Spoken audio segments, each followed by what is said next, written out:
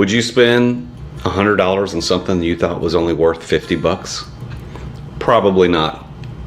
Welcome to another Friday Sales Tip with me, Jason Duncan, and Results Through Integrity. Before I get into today's tip, if you haven't already subscribed to my YouTube channel, would you do me a favor? If you're watching this on YouTube, please click the subscribe button below and make sure you hit the bell icon so that you get notified of all the new content that I post every week.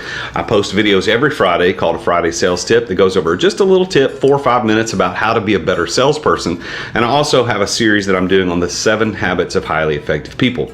Plus, I release content for other entrepreneurial related ideas, and I would love for you to follow me on YouTube. All right, let's get to the Friday sales tip this week. Here's the tip. The tip is simply this: no one will spend $100 on something they think is only worth 50 bucks.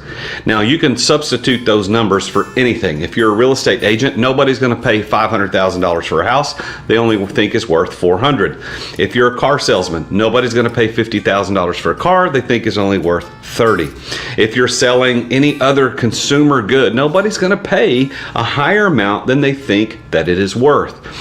People only pay what they think and understand the value to be. So if they in their brain think that the item that you're selling is worth 10 bucks, they're not going to pay 11, 12, 13, 14 or any number above that. They're only going to pay 10, and they want to pay less so that they feel like they got a good deal. As a professional salesperson, it is your job to make sure that you're communicating value in such a way that the amount that you're asking them to pay is equivalent to or less than the amount that they perceive the value to be. Zig Ziglar was an amazing sales coach, an amazing human being, and in one of his books, he talked about the idea that nobody's going to pay $10 for something they think is only worth $1. Now, when he told me that, it made sense out of all the things that I'd ever bought. Think about the times you went to a yard sale. Let's use that, yard sale, and you were there and you're perusing around someone else's junk to find the treasure, and you found something and you thought was worth $0.25, but they had $1 on there. You didn't offer the $1. You say, hey, I'll give you $0.25 for this. And if they said yes, you bought it, because in your mind it was only worth $0.25. Now, in their mind, they might have thought it was worth $1. You see how values can be disparate as we talk about who's selling it and who's buying it. Your job as a professional salesperson is to make sure that you communicate the value in such a way that not just you, but they think that the thing, the item, the service, the product, whatever it is that you're selling is actually worth the amount of money you're asking.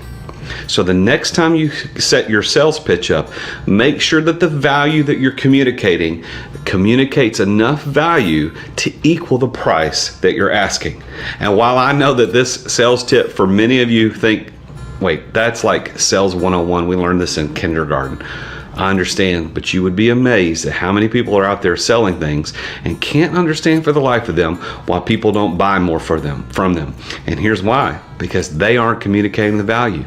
They are selling it for $100 and they're only communicating a $50 value. So if you want to be better at sales and you want to sell more, you got to make sure that the thing that you're selling actually is valued at the price that you're asking.